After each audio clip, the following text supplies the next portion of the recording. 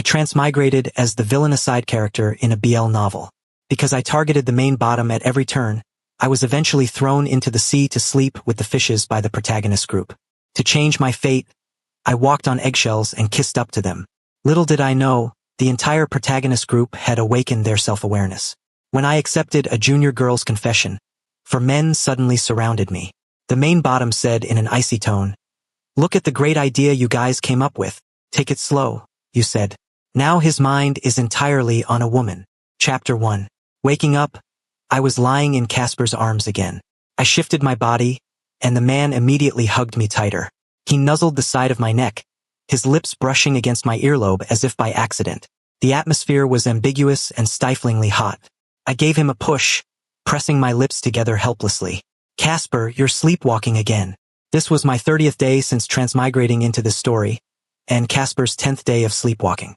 The weird thing was, every time he sleepwalked, he only ever climbed into my bed. After waking up, he would always apologize politely, and then do it all over again the next night. I was practically getting used to it. Casper's voice was mumbled, not fully awake yet. Baby, give me a kiss." Saying that, he pinched my chin, leaning in for a kiss. I jumped in fright and grabbed his hand.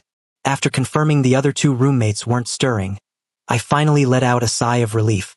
You couldn't blame me for being so nervous, because Casper was the main bottom of the book I transmigrated into, and the other 2 roommates were 2 of the 3 main tops. If they found out that Casper wasn't just climbing into my bed every night but also trying to kiss me, given their insane possessiveness, I'd probably be thrown into the sea way ahead of schedule. Seeing he still wasn't awake, I poked his arm again. He let out a yawn, his large hand giving my waist a squeeze. His gaze slowly moved from my eyes down to my lips. His voice was lazy and husky. "Elliot, I was sleepwalking again. I'm so sorry." But there wasn't a single trace of apology in his expression or tone. I covered his mouth and yelled, "Keep it down! Get out of here, quick!" Being so loud, it was like he was afraid people wouldn't know we were in the same bed. Casper sat up, the corners of his eyes drooping slightly. "Is Elliot disgusted by me?" He looked like a wronged puppy, making you helplessly want to protect him. No wonder he could make 3 outstanding guys jealous and fight over him. As if bewitched, my heart softened for a second. Of course not. His eyes lit up, immediately pushing his luck. "Then I'll sleep with you from now on. Okay?" If I dared to say yes to that, the main leads would eat me alive. I pretended I didn't hear him, quickly jumping out of bed and hiding in the bathroom. By the time I finished washing up and came out, our roommate Brant had already returned from the gym. I immediately checked my bed. Casper had already gone back to his own desk. Brant was the number 1 top in the book, and also Casper's childhood friend. Brant casually pulled off his shirt, then tossed some breakfast onto Casper's desk. "Here." It was Casper's favorite flavor, which you had to go to a shop 3 kilometers off campus to buy. This was also one of his likable traits in the original book. Childhood sweethearts, taking care of Casper down to the finest detail, spoiling him rotten.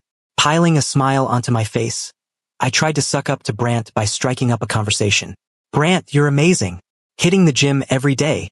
Those abs could be used as a washboard." After saying that, I didn't expect him to actually respond to my exaggerated praise. After all, this type of boyfriend usually only had eyes for the person they liked. Ever since I transmigrated, I praised him every time I saw him, and he would only ever give a cool nod. But I had a plan. As long as I sucked up to everyone in the protagonist group, when the grand finale came and the 4 of them lived happily ever after, they surely wouldn't still throw me into the ocean, right? "Then do you want to touch them?" Brant suddenly spoke up. I was drinking water and choked violently, looking at Brant in sheer disbelief. What was going on? We weren't following the script today.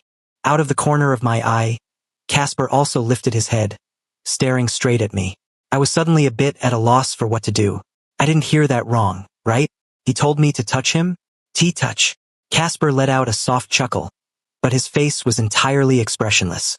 "If you want to touch, then touch. Why are you looking at me?" Just as I was panicking, a wall of a man closed in on me. Brant lowered his eyes, grabbed my left hand, and pressed my palm flat against his abs. The man's freshly exercised skin was still damp with sweat, the heat making me shudder. The texture, those muscle lines, just touching them made my face burn and my heart race. Brant hooked the corner of his mouth into a smirk and took another step closer.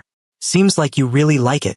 I snapped back to reality and jerked backward, but I had no idea when Casper had gotten behind me.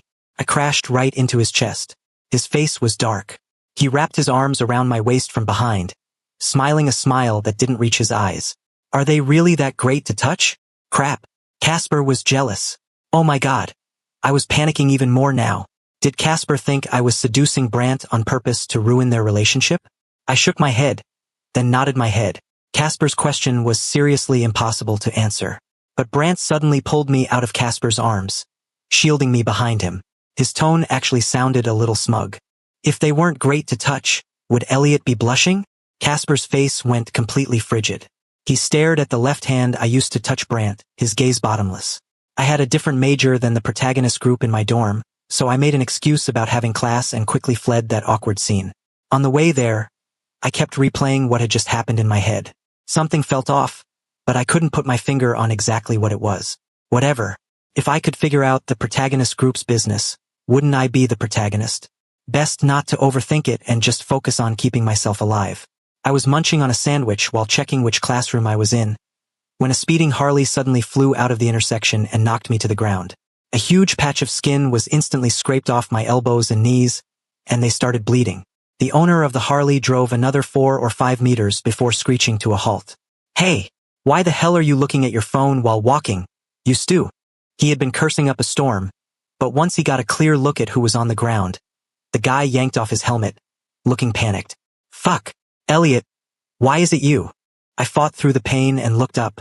It turned out to be our other roommate, the number 2 top who I'd only seen twice since transmigrating, Derek. A sports major who loved street racing and extreme sports, all brawn and no brains. In the original book, because he wasn't exactly the sharpest tool in the shed, he was constantly played for a fool by the other 2 tops. He was a bit goofy, but I was in no mood to appreciate his goofiness right now. My wounds were burning with pain. I was miserable and angry, but I didn't dare say a word, because in the grand finale, the person who stuffed me into a sack and threw me into the ocean to sleep with the fishes was the exact guy standing in front of me. I winced and bared my teeth from the pain, but didn't forget to suck up to the protagonist group, forcing myself to say, I'm fine. Hiss. Just a scratch. Derek furrowed his brows tight. Without a second word, he scooped me up and sprinted toward the campus clinic. Across 2 lifetimes before and after transmigrating, this was the first time I, a grown man, had ever been princess carried. We drew quite a crowd along the way. Doctor, quick, save my bro. He's dying of pain. Derek screamed as he burst into the campus clinic. I silently buried my face into his chest, feeling a little humiliated. Chapter 2. In the campus clinic, the doctor handed over some ointment and went back to his own business. I sat in the chair, just about to apply the ointment myself, when Derek snatched it away. He frowned. I'll do it. I froze for a second, waving my hands awkwardly. When he didn't budge, I stiffly gave in. All right then, thanks.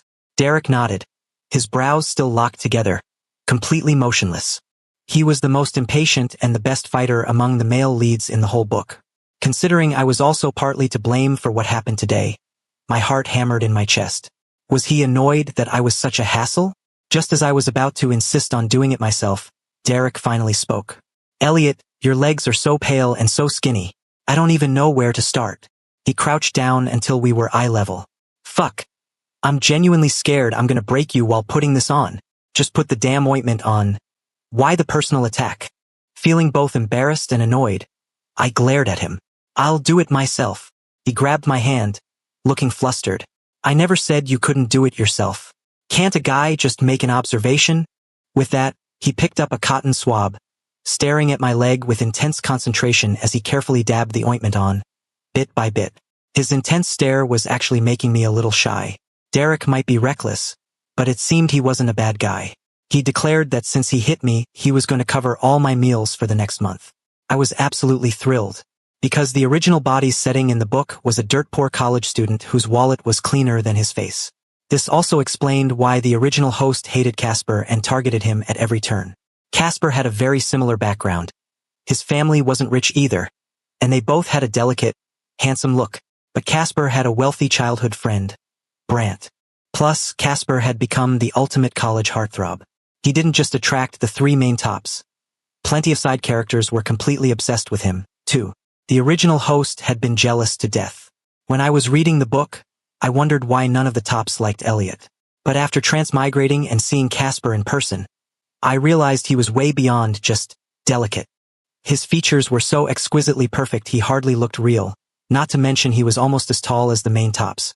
Then look at me. Skinny as a twig, maxing out at 5'9". Standing next to the protagonist group, I looked like a little lackey. Right now, Derek's massive frame was casually draped over my shoulder. I was tucked under his arm like a baby chick as he dragged me to the dining hall. Derek told me to grab a table and wait for him. Unexpectedly, I ran right into Casper and Brant. Casper naturally carried his tray over and sat right next to me. Brant paused for a second before taking the seat across from me. I was both bewildered and awkward. When Derek showed up later, were they going to start fighting again? Derek trotted over happily, balancing 2 fully loaded trays. When he saw there were no seats left next to me, he froze. Brant, Casper, what are you guys doing here? Casper watched Derek place a tray down in front of me, his eyes darkening. To take a shit. Derek jumped. Fuck, you take shits in the dining hall? Casper rolled his eyes and shook his head. Stay away from Derek from now on. People like him would still be drooling even if you cured their brain damage. Derek sat down. Fuck, Casper, you're such a... Whatever. My Elliot is much better anyway. Bro, watch what you say, please. This is clearly a story about the 3 of you. Why are you dragging me into it? I spat out a mouthful of rice. Brant glanced at the grains of rice that had landed on his tray, freezing with his chopsticks in hand. You're... Elliot? Casper wore a fake smile. Since when did you 2 get so close? This entire scene made my mind go completely blank. I didn't know whether I should apologize for the rice in Brant's food first, stop Derek's verbal diarrhea, or answer Casper's loaded question. Brant paused expressionlessly for a few seconds, then just kept eating, as if he hadn't even noticed the rice laced with my spit. Derek, being the meathead he was, didn't sense anything wrong at all. Seeing me coughing violently, he grabbed his own bowl of soup and essentially force-fed it to me. Casper and Brant's faces instantly darkened at the exact same time. I was absolutely doomed. Oh, Derek, you actually dared to feed me soup right in front of your future wife. You are going to regret this so hard later. No wonder you had the least romantic development in the whole book. Under the unabashed stares of all 3 guys, eating that meal was excruciatingly awkward. I started thinking about asking Derek to just give me the month's worth of food money in cash. If we kept eating together like this, I was seriously afraid something bad was going to happen. I didn't expect something bad to actually happen, but thankfully it had nothing to do with me. A photo of Casper and Brant supposedly kissing while they were out had been snapped and posted on the campus message board. The comment section instantly blew up. Who would have thought that 2 of the most popular guys in the department were gay? Some people started shipping them, others were secretly calling it gross, and plenty of girls were heartbroken. That night, after classes, I had just finished washing up in the dorm when Derek, who rarely actually stayed on campus, suddenly burst into the room. You could hear his booming voice from 3 floors away. Where's Casper? Casper, don't tell me this is actually you and Brant. Casper sat at his computer, not even turning his head. It's us.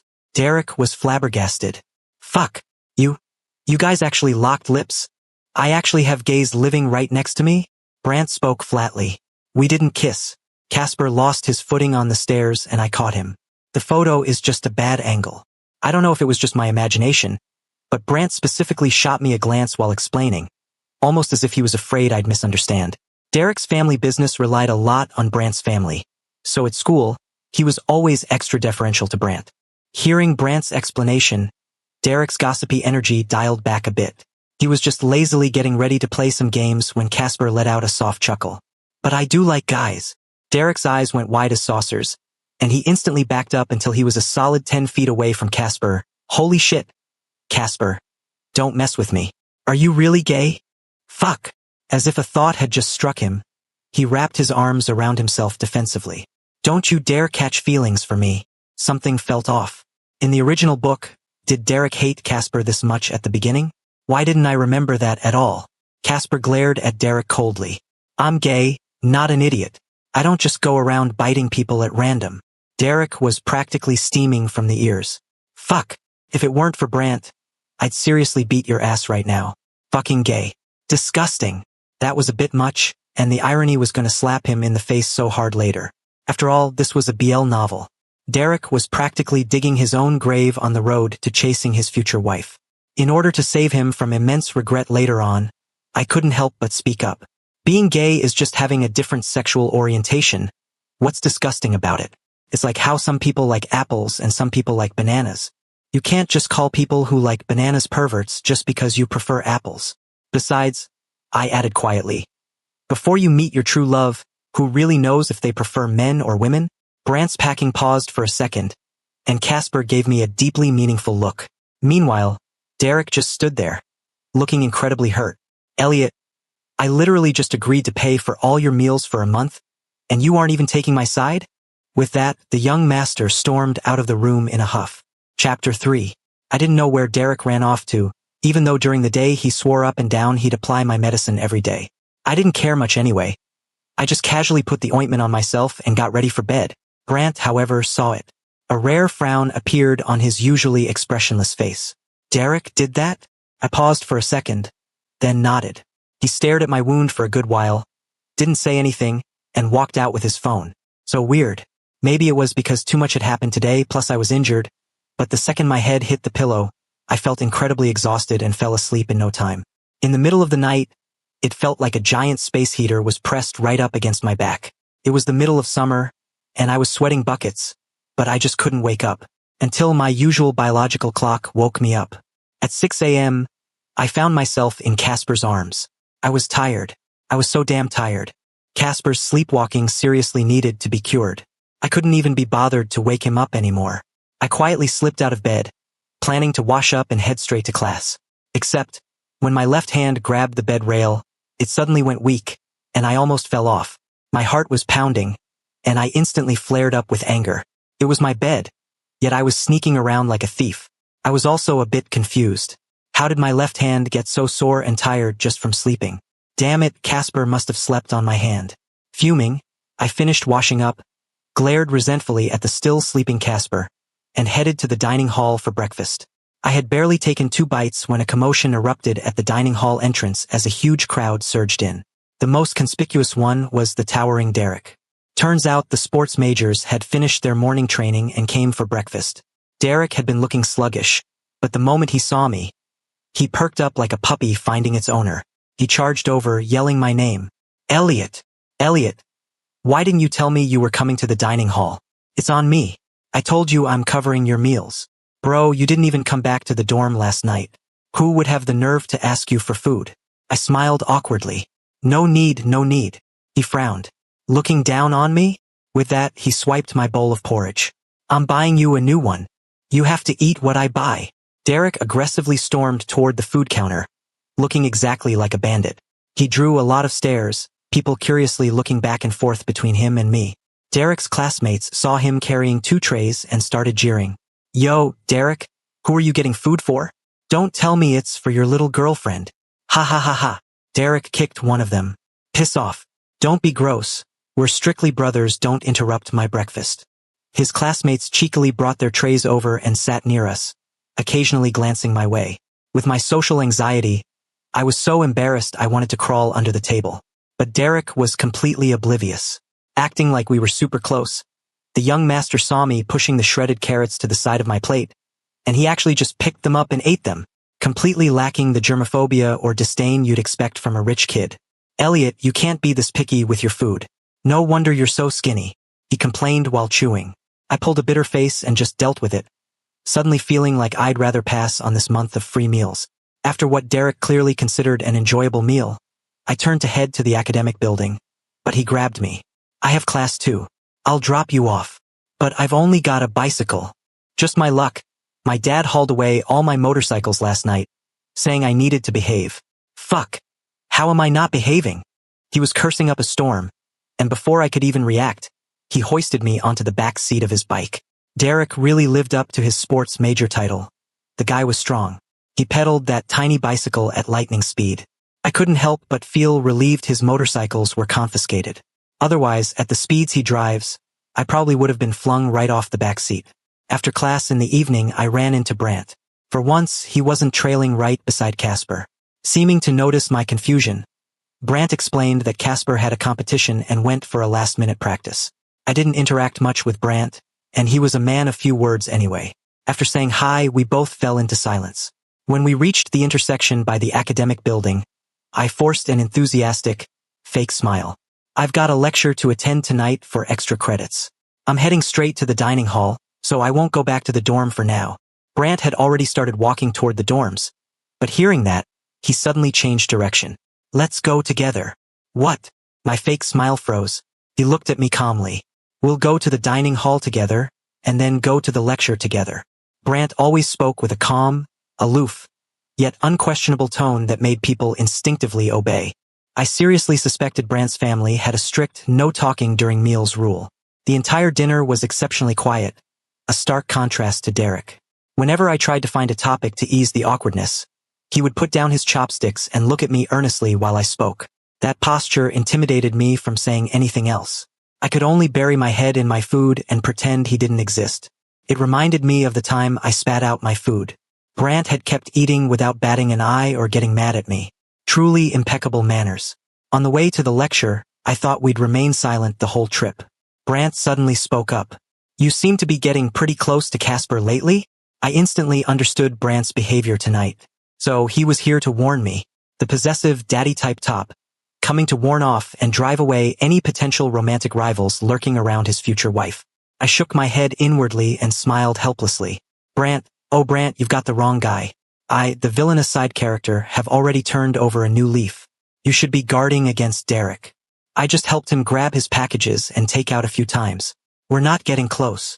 Feeling relieved, I wasn't as nervous anymore, and my tone became more natural. You're the one closest to him. I completely get it. Brant looked straight ahead. I'm not. What? He pressed his lips together and didn't say another word, falling back into silence. I thought about it, remembered Casper's condition, and decided I should probably tell Brant. After all, he was Casper's future partner. Doing him a solid favor might just save my life down the line. I started tactfully. Casper doesn't seem to be feeling well lately. Maybe you should take him to the hospital for a checkup sometime. Brant immediately turned serious. What's wrong with him? He seems to be under a lot of mental stress. I got up to use the bathroom one night and saw him sleepwalking. Sleepwalking? He frowned. What did he do? There was no way I dared to tell him what he actually did. I stammered. Just walking around the room. Anyway, you'd better take him to see a doctor. Brant frowned, suddenly stopping in his tracks. He climbed into your bed, didn't he? My eyes snapped wide open. No way, how did he guess that? I shook my head frantically, denying it. Brant stared at me, looking like he was trying to see right through me. Just as I was regretting opening my big mouth, he finally looked away. All right, I'll take him. Chapter 4. When we walked into the auditorium, it was already packed. Only 2 seats in the front row were still empty. I had just signed up for this lecture at random to snag some extra credits. But when the man in the suit walked up to the podium, he looked a little familiar. It wasn't until his name flashed on the projector screen. Francis. I remembered now. He was the number 3 top in the book, the one who makes a later appearance. On the surface, he looked polite and refined, but in reality, he was the most sinister and twisted one in the whole book. The guy had a thing for tying people up with ropes. Thinking about that, I couldn't help but feel a little scared of Francis. He was different from students like Brant and Derek. As the CEO of a major corporation, his mindset and methods were light years ahead of what any college student was capable of. Because Brant and I were sitting in the front row, Francis frequently interacted with the front during his speech. I don't know if I was just overthinking it, but his gaze kept landing on me, accompanied by a gentle smile. The moment the lecture ended, I immediately stood up to leave, only to hear the auditorium's speakers blare to life. Elliot, could you stay behind for a moment? I froze. Up on the stage, surrounded by several school administrators, Francis was smiling right at me. Brant furrowed his brows and smoothly stepped in front of me, completely blocking Francis's line of sight. We were led to the lounge next to the stage by Francis's assistant. Sorry to keep you waiting, Elliot. It wasn't long before Francis left the school officials behind and walked over by himself. Thank you so much for last time. If it hadn't been for you, some very important company data would have been lost. When he mentioned that, it all clicked. That was my second day after transmigrating into this book's world. I was at the campus cafe buying coffee for Casper when I noticed someone had left their laptop bag on a seat. I immediately grabbed the bag and chased after them. Turns out, it was Francis's assistant who had forgotten it. At the time, Francis was sitting in the back seat of a car. He looked at me, smiled, and said thank you. He even tried to give me money, but I turned it down. So, I had already met the number 3 top the moment I arrived in this world. I just didn't realize it back then. Meeting him again this time, Francis was still incredibly polite. Everything he said and did made you feel completely at ease. When he found out I was a rising senior looking for an internship, he immediately had his assistant arrange a position for me. I felt instantly overwhelmed by the favor. This wasn't quite right.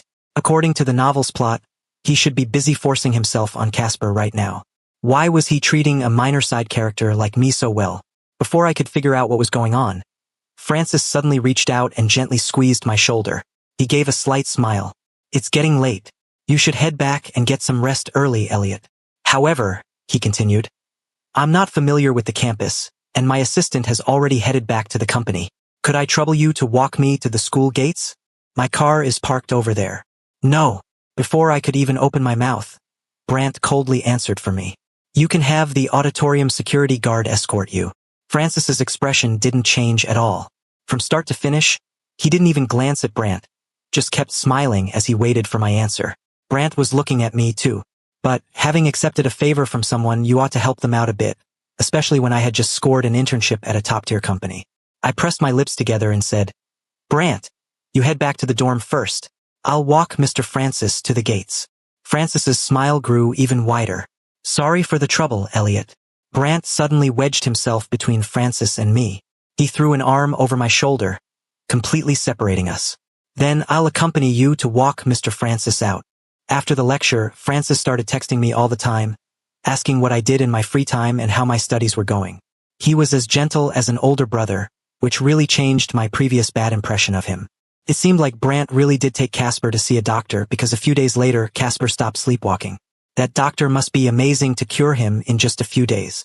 It's just that ever since then, the way Casper looked at me was always burning hot, as if he was cooking up some wicked scheme. It was a little scary. Also, I noticed that Brant and Casper seemed to be fighting.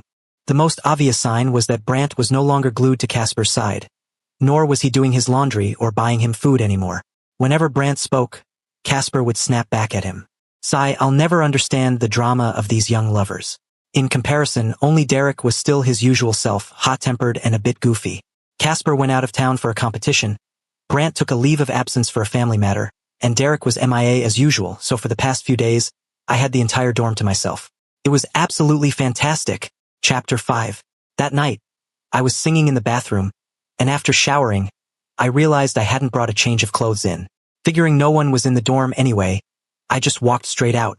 I never expected that right as I was humming a song and searching my closet for underwear. The door would be kicked open with a loud bang. Fuck. Fuck. Fuck. Training these past 2 days has completely killed me. Derek, who had suddenly appeared in the doorway, saw me completely naked. His words abruptly stopped, and his eyes went wide as saucers. The sound of him kicking the door open had scared the crap out of me. I frantically grabbed some clothes to cover myself. My voice came out a mix of angry and panicked. Derek, why didn't you say something before coming back? Derek snapped back to reality. His neck started turning red, the flush slowly spreading to his ears, and finally even his forehead turned red. He looked like a boiled lobster. He coughed twice. Elliot, why are you running around the dorm naked? I hurriedly put my clothes on. I just finished showering and forgot to bring my clothes in. Oh, the room fell dead silent. Except Derek kept stealing glances at me every now and then, which gave me the creeps. He suddenly spoke up. Right your knees. I'll put the ointment on for you. With that, he crossed the room in 2 steps. Before I could even react, he was already crouching in front of me, gripping my ankle. His palm was incredibly hot. The moment it touched my skin, my leg involuntarily jerked back, but he held onto it tightly, refusing to let me pull away. I leaned back in my chair, trying to put some distance between us. But he leaned in closer, his voice a little hoarse. Don't hide. Where's the ointment? I'll rub it on for you. I tried again to pull my leg back. That was days ago, it's already scabbed over. I don't need medicine. Derek pressed his lips together, his gaze dropping to my collarbone. After a long pause, he said blankly, Oh, okay. From his tone, he almost sounded disappointed. Once he let go, I quickly scrambled up into my bed and hid behind the curtain, unconsciously letting out a sigh of relief. Derek had started acting a bit weird, too. The guy who basically never lived in the dorms was now staying here every single day. The guy who used to selectively skip core classes and definitely skip electives was actually going to general ed classes with me. Until one day after class, he actually ate a quiet, peaceful meal with me in the dining hall. Back in the dorm, I was leaning back in my chair getting ready to play a round of games before my afternoon nap. He walked up to me, his massive frame blocking the light. I looked up in confusion. What's wrong? He looked like he was mentally preparing himself for something. He took a deep breath, and his hand slowly came to rest on the back of my neck. Elliot, I need to confirm something. Can you help me out? I blinked. Help how? He whispered. Don't move. The next second, he lowered his head and kissed me on the lips. My breath was instantly stolen away. I was dumbfounded, my whole body going stiff for a few seconds. What the hell kind of crazy pill did he take? I struggled, trying to shove him away, but he pressed one hand against the back of my head, and with the other, he pinned both my wrists behind my back, pressing me down onto the desk. The kiss went from a gentle, probing test at the beginning to a sudden, frenzied biting. Couldn't breathe. I let out muffled whines, my eyes tearing up. Fuck, am I going to be the first person in history to suffocate from a kiss? The dorm door was suddenly pushed open. Brandt and Casper appeared like absolute saviors. Except, when these two saviors got a clear look at what Derek and I were doing, their faces both turned incredibly ugly at the exact same time. Derek was forced to stop. He licked his lips, looking like he still wasn't satisfied. He shot Casper and Brandt an impatient glare. "TCH, you guys really know how to pick a time." Casper tossed his backpack aside, his face dark as he yanked Derek away from me. "Derek, don't tell me you're gay." Derek touched his lips and suddenly laughed. "Yup, I just confirmed it. I'm gay too, so I've decided. I'm going to woo Elliot." It was like a bolt of lightning out of a clear blue sky. I stared at Derek in sheer shock. Wait, woohoo? While I was still reeling in shock, Casper suddenly let out an entirely emotionless laugh. "Then let's have a fair competition." What the hell? Compete for what? Compete for me? I was gonna lose my mind. What was wrong with this world? Wasn't I the vicious side character? Why did it feel like I had turned into the main character? Has this world completely collapsed? I was just an ordinary male college student who happened to stay up late reading a novel, and ended up transmigrating into the book. And what's even more absurd now is that the main bottom and the main top aren't even together. Because they've both fallen in love with me. Good Lord, how did it come to this? Our dorm was now unusually harmonious. For example, going to and from class together, going to the dining hall together, even accompanying me to my major-specific classes together. I had become the weirdest existence on campus. "Elliot, I bought a new game console. Wanna come over to my place and play tonight?" Piss off, Elliot doesn't like playing games. We're going out to play board games tonight. I didn't want to go to either. I just felt a headache coming on. Brandt coldly cut them off. "Elliot, that problem you asked me about this morning, I'll explain it to you at the library tonight." Had I asked him about a problem? I couldn't remember. I'd been too busy lately. But if it meant I could escape Derek and Casper, I immediately nodded in agreement. As a result, all four of us showed up at the library that night. "Somebody save me. Can anyone take my place for a few days? I'm just an ordinary college student. I'm so scared." I racked my brain but couldn't figure out why things had turned out this way. Was it just because I didn't follow the villainous-side character's script and actively seek death? But is it a crime to want to live? I was lost in bitter thought, my expression twisted in agony, when I heard Brandt say, "Is listening to me explain this problem really that painful?" I snapped back to reality and coughed awkwardly. "No, I just really need to go. I'm hitting the restroom." I headed to the restroom, wanting to use the chance to cool my head. Brandt followed me in, staring straight at me. "You're annoyed by Casper and Derek pestering you too, right? I have a way to help you get rid of them." I had a bad feeling about this. "What way?" His voice was deep but unwavering. "Be with me. Be with me." I almost passed out. Good Lord, what kind of rotten idea was that? I had to reject him outright, even though they were all incredibly handsome, completely my type, and looked like they'd be great cooks. I was terrified of dying. I finally understood now. This had to be an alternate method of death this world had arranged for me. I wasn't going to fall for it. I decided to hide from them. Chapter 6. Elliot. My assistant booked a table downstairs for lunch. "Let's eat together." Francis looked up from the financial reports, smiling at me. I froze for a second, feeling a bit stiff and awkward. "Thank you, Mr. Francis, but I'll pass. I already ordered takeout." I actually hadn't ordered anything yet, But what corporate drone actually wants to eat lunch with their boss? Especially when I was just an intern. That's right.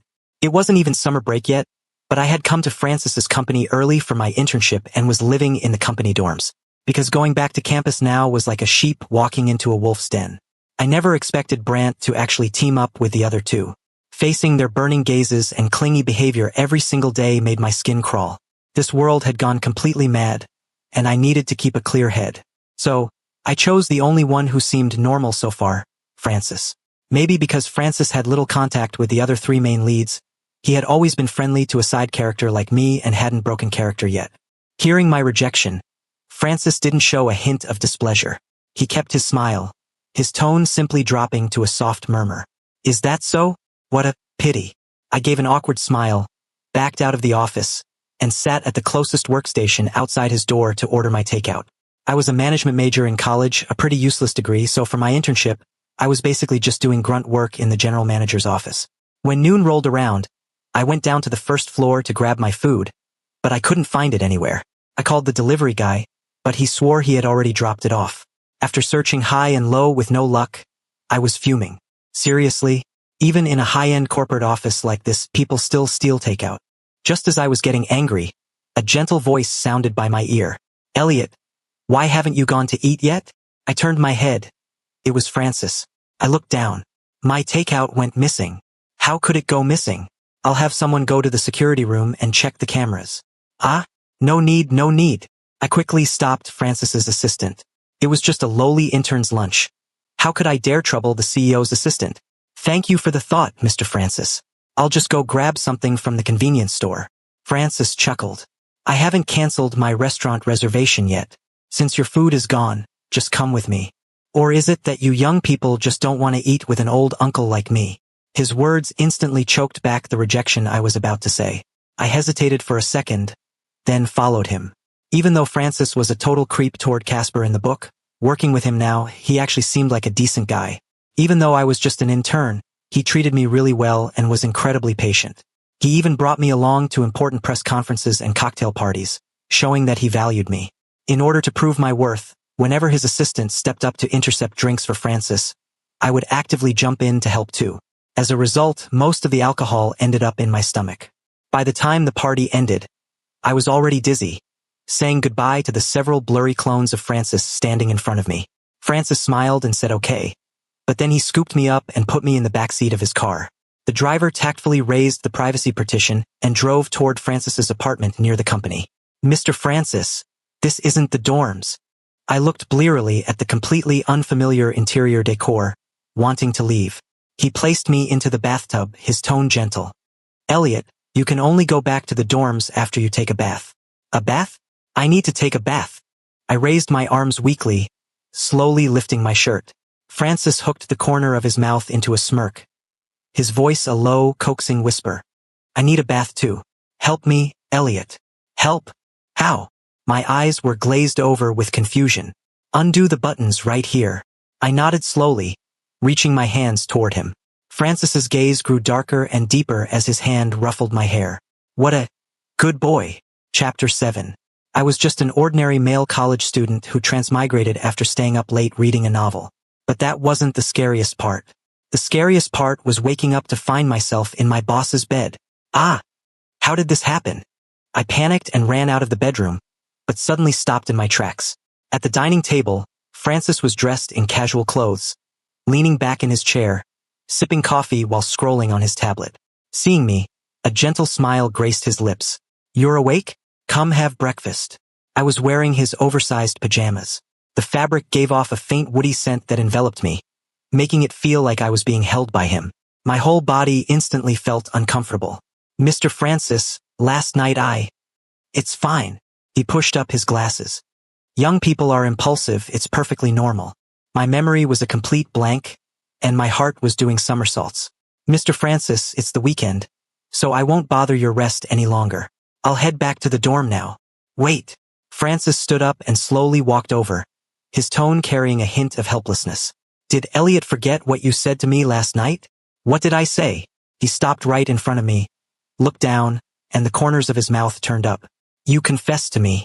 You said you liked me and wanted me to be your boyfriend. You even clung to me, asking for kisses and hugs. I yelled in shock. How is that possible? He wrapped one arm around my waist and pulled out his phone with the other, opening his voice memos. Good thing I like to keep evidence. If Elliot can't remember, let's listen to it together. Your heartfelt confession. As his finger pressed play, a drunken, alluringly scratchy whisper played sentence by sentence. A blush-inducing love confession. The voice was definitely mine. My mind instantly went completely blank. Huh? How could this happen? While I was still reeling, Francis pulled me into his arms. I've already accepted your confession, so you're mine now. Don't even think about leaving. Just like that, I ended up in a hazy, confusing relationship with Francis. No matter how many times I explained, whether indirectly or bluntly, that my drunken rambling that night shouldn't be taken seriously, Francis simply wouldn't listen. Until one day I woke up and found my ankle locked to the headboard with a thin chain.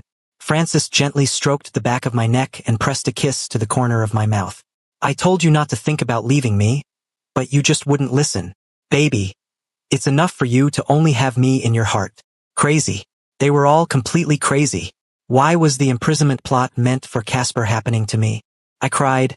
I threw tantrums. I refused to eat, and later I pretended to yield. But Francis always had a way to make me submit. After being locked up for a month, through all kinds of obedience and sweet-talking, he finally allowed me to go outside. It was terrifying. The moment I got my freedom, I immediately ran straight to campus. I wanted to grab my ID and pack a few things to get away for a while. I hoped that by getting far away from the protagonist group, this novel world might return to normal. As soon as I entered the campus, I bumped into a junior girl moving event supplies. She called out to me, blushing, "Senior, could you help me carry this? Everyone else in the club is busy." Seeing it wasn't far and she looked so fragile, I agreed. It shouldn't take too much time. After dropping the supplies off at the activity room, I was just about to leave when she stopped me again, thanking me profusely. I waved it off, saying it was nothing. Suddenly, her face turned bright red and she asked quietly, "Senior, do you have a girlfriend?" I froze for a second, thinking of Francis, that boyfriend who had been forcefully imposed on me. So I shook my head. No girlfriend. Her face grew even redder, and her voice trembled with nerves. "Senior, I've actually liked you for a long time. I wasn't going to say anything now, but I'm afraid I won't see you once you leave for your senior internship. So, can I be your girlfriend?" She kept her head down, too scared to look at me, and my own face heated up as she spoke. She was a sweet, gentle girl, but in my current situation, I couldn't drag her down with me. I was just figuring out how to let her down gently when the door to the activity room next door suddenly swung open. Chapter 8. Casper's gaze darted back and forth between me and the girl, and he let out a cold scoff. Derek just grabbed my arm and started dragging me away. Brant said to the girl expressionlessly, "Sorry, we have some urgent business with Elliot. You don't need to wait for his answer." She stood there stunned, watching helplessly as the three of them took me away. Back in the dorm, they backed me into a corner. Casper stood with his arms crossed, his tone freezing. "Look at the brilliant idea you two came up with. Let him have a few easy days at Francis's company. Don't push him too hard." And the result? Now he's already out looking for women. For once, Derek didn't argue with Casper. He chimed in, looking furious. "I told you, between our three families, which company couldn't give him an internship? Why did he have to go to Francis? And you guys even stopped me. That bastard Francis even hid Elliot away. Fucking outrageous." Brant looked calm as he unhurriedly locked the door and drew the curtains. "It was my error in judgment. As an apology, you two can go first this time." Panicked. It was thrilling when I read it in a novel, but actually being a character in the book, I felt like I was going to lose my life right here. I tried to act weak and suck up to them, hoping to awaken their conscience. "Don't do this. Look at me, I'm just a normal guy. I'm not good enough for you guys." It didn't work at all. They just kept getting closer. Damn it. Casper wrapped his arms around my waist, looking like he had suffered a massive injustice. "How could you do this to me? Do you know how hard I tried? How much I had to mentally prepare myself to accept other people beside you besides me? How could you just leave with Francis so easily?" He kissed my earlobe and collarbone, his warm breath ghosting over my skin and sending shivers down my spine. Derek was stomping his feet anxiously on the side. "Casper, hurry up. If you can't, then move over. I want to kiss him too." I was pinned in the corner, surrounded on all sides, literally wanting to cry but having no tears left. Suddenly, there was a knock on the dorm door. Francis's assistant's emotionless voice filtered through. "Mr. Elliot, Mr. Francis asked me to tell you that it's time to go home. He's waiting for you to have dinner." Derek roared impatiently. "Piss off! Elliot isn't going." It was quiet outside for a moment. The next second, the lock clicked, and the door swung open. He truly lived up to the title of the omnipotent CEO's assistant in a novel. I don't know what method he used, but the three guys blocking me each took a phone call, and then, looking extremely unwilling, they actually let me be taken away. After all that effort, I still ended up back with Francis. Following a punishment I'd rather not remember, I was locked up in the villa again. Out of the four of them, Francis was the most terrifying. He always maintained a gentle facade while doing the most ruthless things. I was genuinely scared. As long as I didn't try to run away or think about going outside, Francis actually treated me very well. But if a person is locked up for too long, they lose their social skills and go crazy. Taking a step back, I could date him, but I couldn't accept becoming a pet with no freedom. But Francis wouldn't listen to any of that. What he wanted was absolute obedience. So, I planned my escape every single day. Finally, my chance came. Francis went abroad for business, and the villa next door suddenly caught on fire. In the chaos, Casper appeared. My eyes went wide. He quickly shoved me into a car and sped away, explaining, "How do you think that fire started?" "You said it." "Yeah. Burned my brother's house down." I only found out recently that Casper was the long-lost young master of a wealthy family, and he had just been recognized and brought back. But there was no such setting in the original book. With things like this, I didn't know if the plot had completely derailed. "Where are we going now?" "Eloping." Casper's eyes shone with a near-mad joy. "I'll take you somewhere no one can ever find us." This was insane. I originally thought I was the vicious side character, but now it seemed like, besides me, everyone else was a complete lunatic. I used the same methods I used to deal with Francis to coax Casper. He shuddered and gripped my hand tightly. "I knew it, you like me too." Along the way, he excitedly talked about how we'd live in our new place, whether we should get a pet, and how our home should ideally be near a scenic park. I agreed with everything he said, and then, while he was buying things at a highway rest stop, I secretly climbed into a transport truck. I paid the driver a hefty sum to take me away. A twisted, obsessive romance might be thrilling to read about, but my little heart couldn't take it. Running away was the best option. Chapter 9. Christmas Eve, 2 years later. I had just finished a warm New Year's Eve dinner with my coworkers from the convenience store. I was walking leisurely on my way home. Over the past 2 years in this small town, my life had been ordinary but full of simple joys. Before pushing open the door to my rental, I was still calculating how much more I needed to buy a small house of my own in town. Because my guard was completely down, I completely failed to notice the fleet of out-of-place luxury cars parked outside my rundown neighborhood. The moment I pushed the door open, I froze. The lights were on inside. In the small living room, four familiar figures were either standing or sitting. Francis stood quietly by the window. Hearing the door, he turned around, gracefully stubbed out his cigarette, and smiled. A smile that made my blood run cold. "Happy New Year, baby. You've played for 2 years. It's time to come home." Extra. The protagonist group's awakening perspectives. Casper's perspective. A month ago, Casper suddenly felt like the world could finally operate according to his own will. He had always seen Brant as a good friend and had no other thoughts about him. Yet a voice in his head kept insisting that Brant was his lover, along with 2 other men who were supposedly his suitors. Casper just found it absurd. What bullshit lovers. The thought of hugging and kissing Brant, being with 3 men, and even being the bottom. It was worse than eating shit. On the contrary, the Tsunder in their dorm, Elliot, who loved to secretly scheme but never actually succeeded, actually caught his interest. Now, the voice in his head was gone, and he had full control over his own body and words. He felt the world was finally normal. Plus, he found a new source of entertainment. Teasing the Elliot who had suddenly stopped scheming. If he told him to run errands, he ran errands. If he told him to do something, he did it. Even if Casper purposefully initiated physical contact, Elliot would just timidly endure it. It was too interesting. And as he kept teasing him, Casper discovered something even more fascinating. When he kissed or hugged Elliot, the way he dodged and blushed was incredibly cute. When Casper faked sleepwalking to hold Elliot, he thought to himself, "Sure enough, if I'm really gonna like a man, it has to be someone I actually want for it to feel good." Brant's perspective. Brant had never questioned why, from childhood to adulthood, he seemed to only have eyes for Casper. He willingly treated him well, willingly followed behind him, acting as his loyal best friend. Until one day his mind suddenly went blank. It was as if a massive boulder had been lifted from his brain, and his entire body felt incredibly light. When he looked at Casper again, that involuntary compulsory urge in his body was gone. Instead, Elliot, the guy in their dorm who always loved to butt heads with Casper, suddenly started praising him every single day. That's right, every single day. Whenever he saw him, he would dish out all sorts of compliments. Praising how nice his shampoo smelled, praising his outfits, his hairstyle, how good he was to Casper, and praising his pecs and abs. A little spark of joy and pride slowly bloomed in Brant's heart. One day, when Elliot didn't praise him, Brant felt a wave of disappointment and displeasure. He wanted Elliot's eyes to stay on him forever.